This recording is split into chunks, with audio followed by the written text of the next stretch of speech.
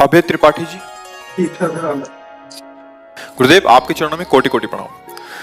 महर्षि, पूर्व में इस शरीर से कुछ गलत कार्य हुए जिससे मन अशांत रहता था, हर तरह से निराशा थी। मेरी पत्नी ने आपका उपदेश दिखाया, जिसके बाद सब गलत कार्य त्याग दिए।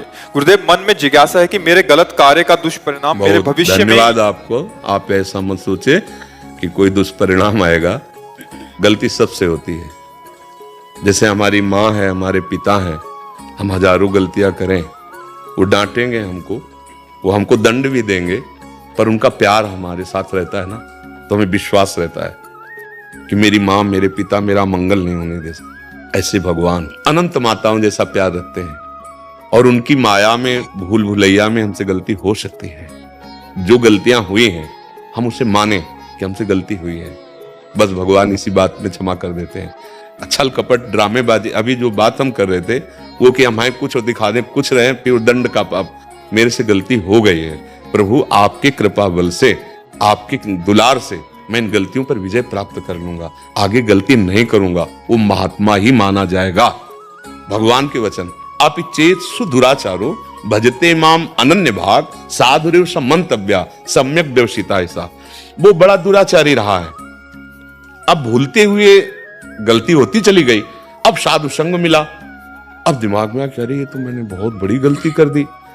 हे भगवान, मैं आपकी शरण में हूं, अब लो नशानी, अब ना नाथ, अब आप ही क्षमा कर सकते हो, आपका मैं बच्चा हूं, राधा राधा राधा। बिल्कुल दंड नहीं मिलेगा जो पीछे हुआ है, पर अब ये हर बार सूत्र करके नए पाप करते जाओगे तो जुड़ता जाएगा, दंड भयंकर मिलेगा। समझ रहे हो हमारी बात?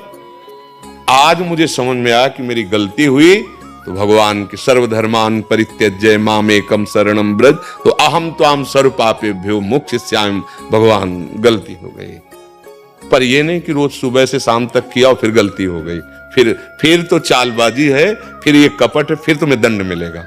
अगर हो गया है और हमें बहुत पश्चाताप है और हम नाम जप कर रहे हैं, तो बिल्कुल डरने की जरूरत नहीं, वो सब भस्म हो जाएगा, क्योंकि भगवान बड़े कृपालु हैं।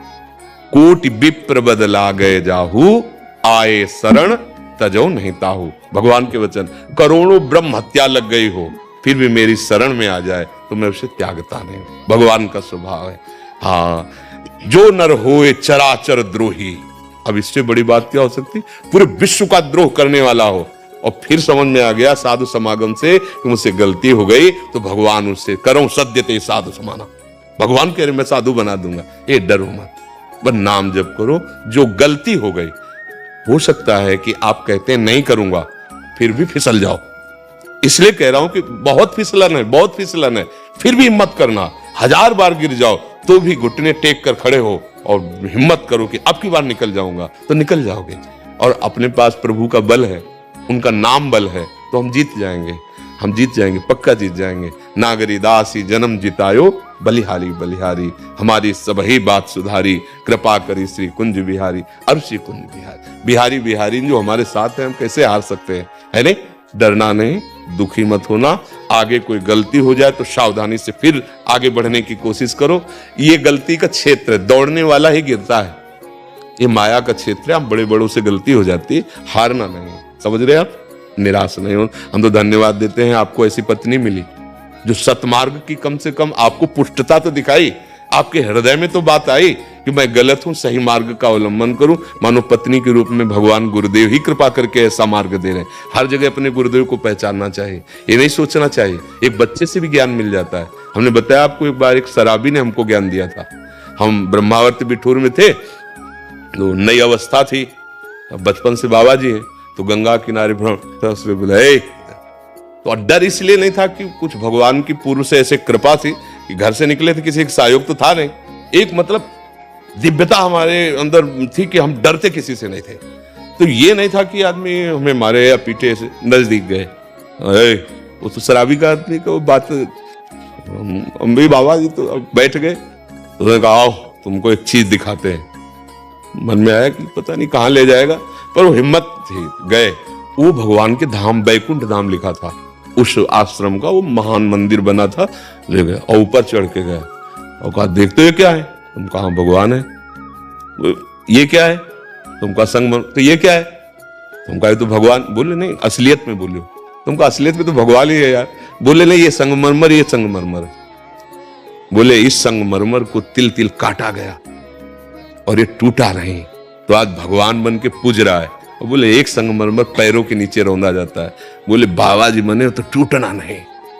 हम उसी समय उसको पंचांग प्रणाम किया था, जैसे संतों किया जाता है कि भगवान किसी भी रूप में समझा सकते हैं।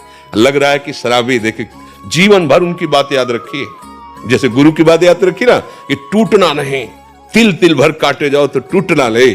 तो आज वो पूजता है, वो संगमरमर भगवान का रूप बन के पूजता है। तो हमें अगर शिक्षा पत्नी से मिले, पुत्र से मिले, या नौकर से मिले, या गली चलते मिले, तो अच्छी बात लेने के लिए हमें उसमें गुरु भाव कर लेना चाहिए कि बड़ी कृपा आपकी कि आपने मुझे सतमार्ग दिया। सच्चा मित्र, सच्चा साथी तो वही है जो कुमार्ग से हटाकर सतमार्ग। ऐसी पत्नी को भगवत भाव से देखना चाहिए कि आप हमारी सच्ची साथी हो, सच्ची अर्धांगिनी हो, और भाव रखना चाहिए।